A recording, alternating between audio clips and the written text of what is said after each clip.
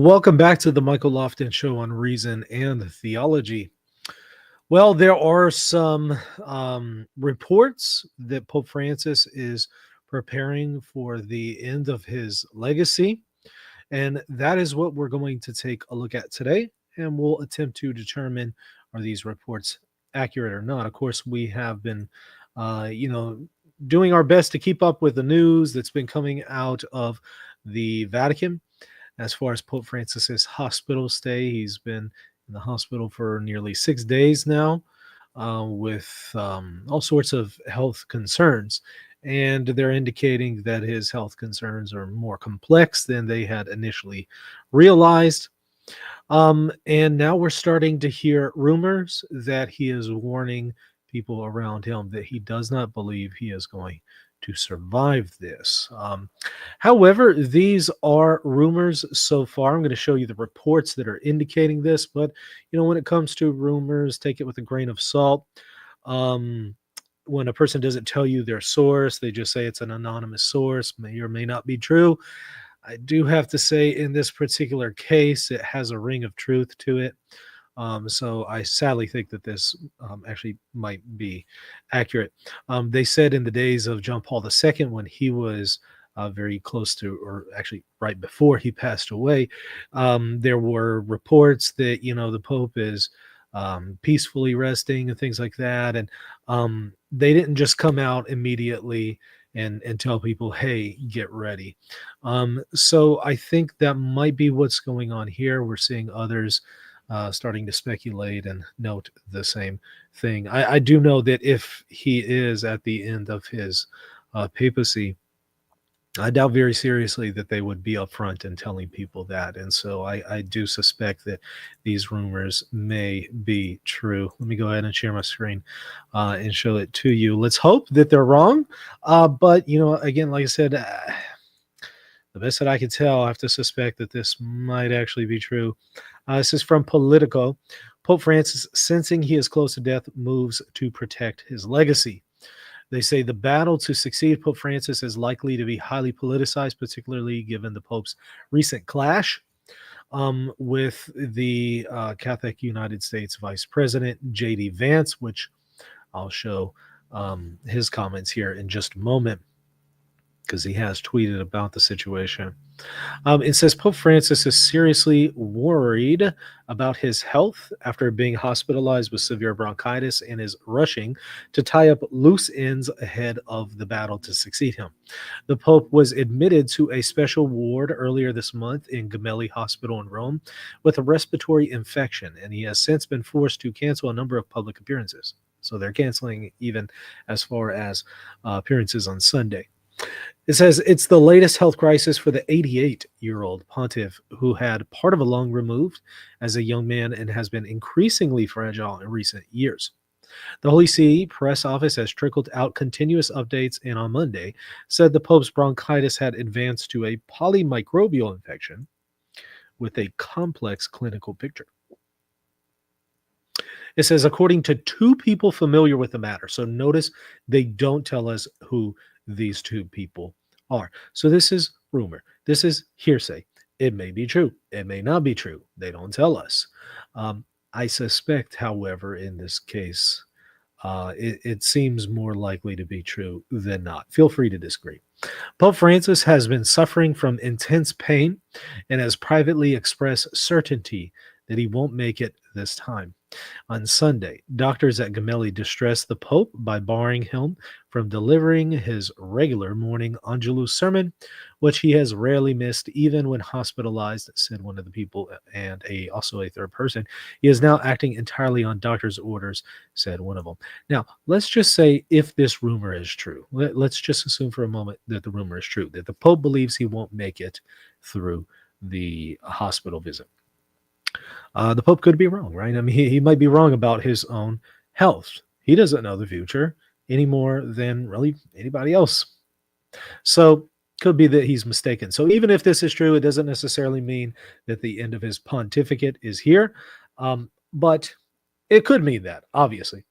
It says the Pope initially resisted going to the hospital, was told in no uncertain terms that he was at risk of dying if he stayed in his room in the Vatican, the second person added. So, in other words, he was kind of keeping himself in his room in the Vatican.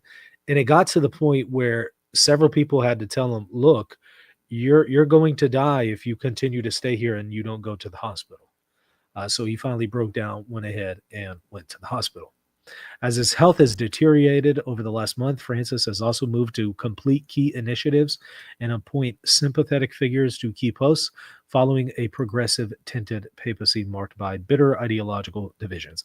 And then they go on to, speak about the papacy in general. But this is the most relevant part to us, the claim that, according to two people familiar with the matter, he's saying he's not going to make it through. You also have this one from MSN. Pope warned Confidants he may not survive health scare, and they're citing Politico. So it says, citing two sources familiar with the situation, Politico reported late Monday that Pope Francis, who is being treated for polymicrobial infection at Gemelli Hospital in Rome, is rushing to tie up loose ends ahead of the battle to succeed him. And so they're also picking up on this report and sharing it with others. I also have noted Raymond Arroyo from EWTN says, just in, the Vatican spokesman said the Pope has had a restful night and ate breakfast. This, as Italian broadcaster RAI is prepared for an extraordinary event. He says, this feels like John Paul II's last days, vague reports accompanied by fevered preparations. I was trying to find and track down what Arroyo was referring to here when he says, this, as Italian broadcaster RAI is prepared for an extraordinary event. I was not able to find that. I went to their website. I looked at their most recent article. I could not find it. It doesn't mean that it hasn't happened. It doesn't mean that what he's saying isn't true. I'm not saying that. I'm just saying I tried to chase that down. I couldn't find it, but I have seen him mention this. So I suspect he's operating with something there. I suspect he's seen something that indicates they're preparing for an extraordinary event. So throwing it out there due to the likelihood that he's, seen some kind of source that has said that. I kind of looked through the comment section and, on Twitter for his post there. And a lot of people were saying, yeah, this is kind of how it was during the days of John Paul II, right before he passed, vague reports and stuff like that. So other people were testifying that that's kind of how it went down. I don't know. Maybe that may or may not be true. The Italian premier has also visited Pope Francis and has this to say. According to Vatican News on Wednesday afternoon for February 19th, Pope Francis received a visit from the Prime Minister of Italy. According to an official statement, the Prime Minister conveyed to the Pope best wishes for a speedy recovery on behalf of the government and the entire nation. He says, I am very well pleased to have found him alert and responsive. We joked, as always, he has not lost his well-known sense of humor. And it says that he reportedly had a restful night and then got up, sat up in his armchair. Okay, so not a whole lot to go off of here. Although I have to say, when he says, I'm well pleased to have found him alert and responsive, that doesn't sound good, actually. Because you would hope he would say, I was pleased to have found him doing well and up and about and looking like he's recovering. You don't hear that from him. Instead, he says alert and responsive. I mean, hey, being alert and responsive is better than not being alert and not responsive. Sure, granted. But I would have thought that he would have said something like, oh, he seems like he's doing really well. And, we're expecting him to fully recover. He doesn't say that. Now, maybe I'm just reading too much into this. I don't know. It just doesn't sound good. It does not sound good. And he's 88 years old, and this is rough stuff to go through. So I don't know. We might be witnessing the end of his papacy and also preparing for an enclave soon. However, I do encourage people to pray for his health, despite the fact that some are now saying that we should not pray for his healthy recovery. Instead, you have people who are saying that we should pray for his happy death. So take, for instance, here, Michael Matt from The Remnant, who is praying and encouraging other people to pray for Pope Francis's death. Not uncommon from what I'm seeing. I do see a lot of people saying the same thing. Take a look at what he says. But there's nothing wrong with praying that God takes him home sooner rather than later at this point, given all that's happening. For example, they have this planned visitation of the Fraternity of St. Peter. Why in the world would we be praying that he makes a full recovery, Francis, so that he can get that job done? So he can possibly shut the fraternity down, or possibly shut down more Latin masses, or spread his globalist agenda, or go after the Trump policies on the border. You see what I mean? It just doesn't make any sense. I think it was Henry Sear talked to him about the dictator pope. So think of your favorite dictators of the past, your favorite, bad guys of the past, leaders in politics or in different countries. If they fell ill, do you suppose the Catholics under those regimes were praying for a quick and full recovery? So he kind of scolds people for praying for Pope Francis's recovery and encourages people to pray for his death, a happy death. I kind of wonder how exactly does that work, right? And how consistent is somebody actually going to be if they take this approach? So if there's somebody that you don't like and they're doing something that you don't like and they're doing something that you think is harmful to the church, do you pray for their death? Should people pray for Michael Matt's death? There's a lot of people who think that Michael Matt is doing a lot of bad things for the church. Should they pray for his death? Now, I don't think that they should. I don't take his approach. I'm just saying if people applied his view consistently to him, they would be praying for his death. And I don't know how he would feel about that. I don't encourage people to do that for any of these people, for Pope Francis, for Michael Matt, for any of them. I think that one should pray for their healthy recovery. You can also pray at the same time that they stop harming the church. I mean, there's nothing wrong with that. But I do wonder consistently if there's any consistency here in this notion that, well, if somebody's doing something that you deem to be harmful, you need to pray for their death, not for their recovery. I don't know about that one. That seems like pretty dangerous territory. And it could end up resulting in one of those situations where the thing that you pray on others is what comes back on you. So I don't know. It seems to me like this is just not a good idea.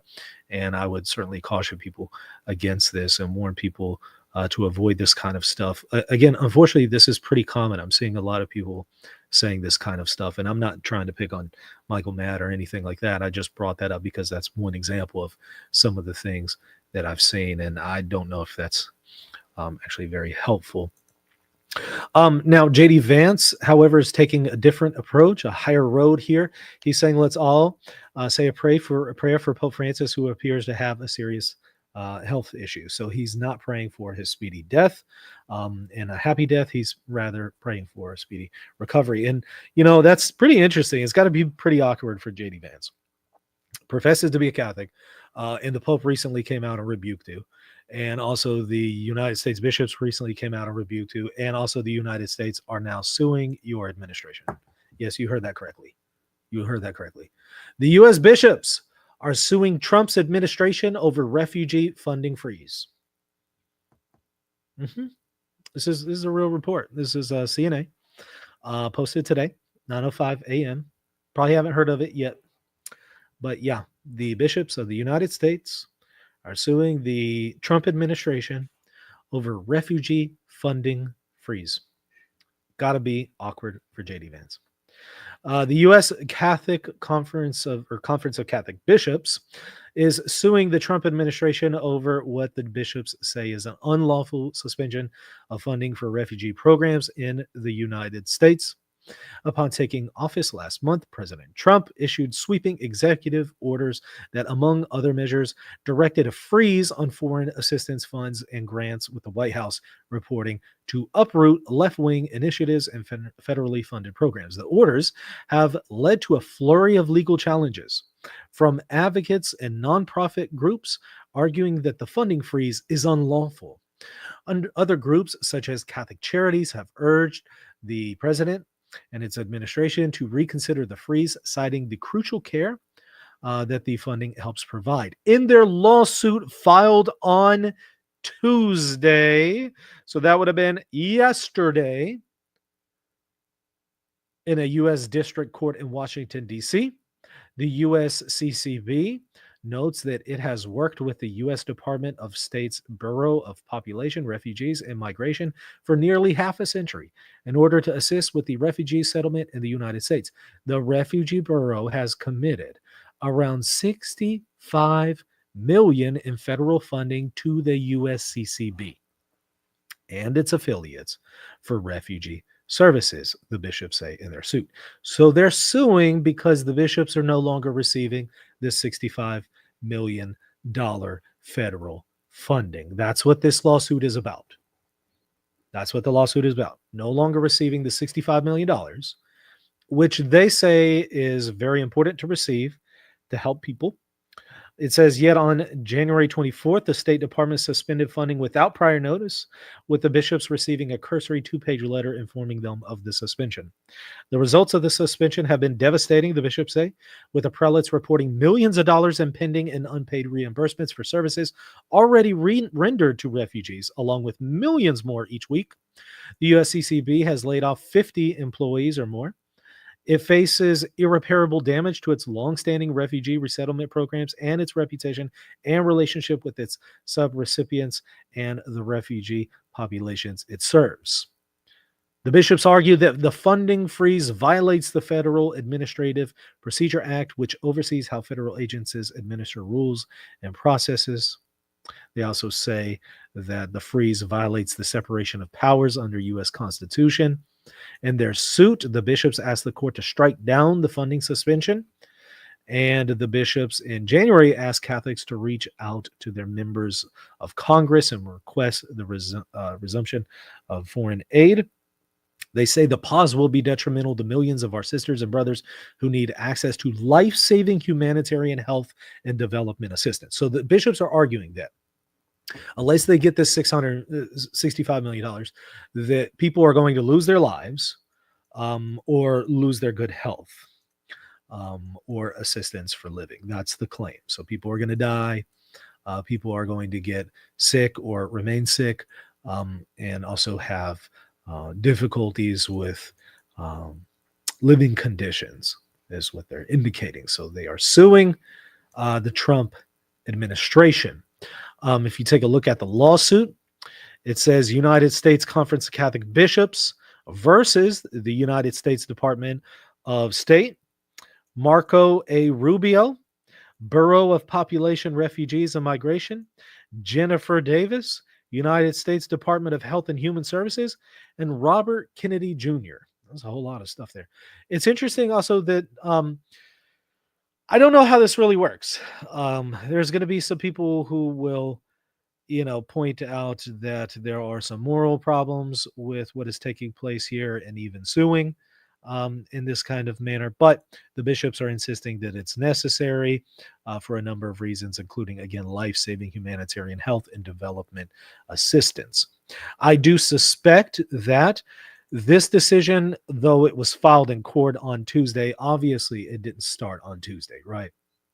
This takes some time to prepare. This is 62 pages. It's pretty lengthy. That takes some time to prepare. Okay. Now, Pope Francis has been in the hospital for 6 days. But prior to that, he was over in the Vatican. I suspect it took more than 6 days to prepare this lawsuit. I suspect that they ran it by the Pope before they did this, because I doubt very seriously that the United States Conference of Catholic Bishops would sue the president's administration without permission without some kind of green light from Pope Francis. And if they're now suing the Trump administration without the green light from Pope Francis, you really have to wonder, what's going on. Do they think that Pope Francis is not going to survive the hospital scare, and that's maybe why they took the opportunity? I don't know. Either way, we don't know if he has approved of this, but I suspect he has given some kind of green light to it, because I doubt very seriously that the United States Conference of Catholic Bishops are going to formally sue the Trump administration without approbation from the Holy See. And it's interesting that this is what the U.S. bishops decide to sue a presidential administration over, given other things that they perhaps could have sued over but didn't. So yeah, maybe just kind of contemplate that and some of the implications, and also, um, it kind of puts things into perspective. It shows us perhaps why there wasn't really that much of a response to the Biden administration on part of the United States Conference of Catholic Bishops, why there wasn't more resistance towards Nancy Pelosi. Um, Kind of shows you where the bishops of the USCCB are coming from, what perspective they're coming from, what they value, what they don't value. So yeah, I think it really does speak volumes. Bringing it back full circle, though, I do again want to remind y'all, please continue to pray for Pope Francis and his speedy recovery. I don't think that those who are praying for his death, that's appropriate. You should pray for his speedy recovery, even if you don't like him, even if you think that his pontificate is a failure. I think that that's the right thing to do. And I suspect that you would also want other people to pray for your speedy recovery, even people that don't like you and decisions that you have made. So do unto others as you would have them do unto you. Be that as it may, I do think that we might be coming towards the end of this pontificate. So I suspect there are going to be a lot of discussions on who the next pope will be in the coming weeks. But hey, let's just pray that maybe that is jumping the gun and that he recovers. I'll let y'all know if there are any updates. This is all I know so far. Hopefully this was helpful to you. If it was, please hit that subscribe button so you can stay in tune with what we are doing here on the channel. And also, if you want to support what we're doing, hitting the subscribe button helps tremendously, as does the like button. And of course, also check me out at patreon.com/Reason and Theology if you want to financially support this channel. All right, stay tuned, y'all, for more updates as they come. There's supposed to be an update on Pope Francis's health coming out in a few hours. So let's see what they say, and perhaps I'll do a community post and update y'all that way, and certainly do another show tomorrow. So look forward to that. All right, we'll see y'all later. God bless.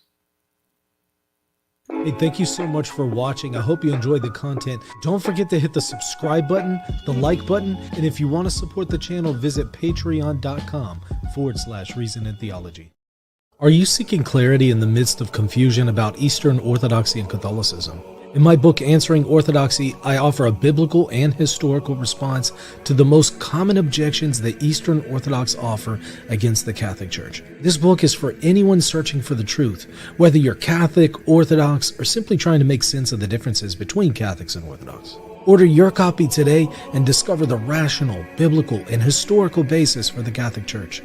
Visit Amazon to order your copy today.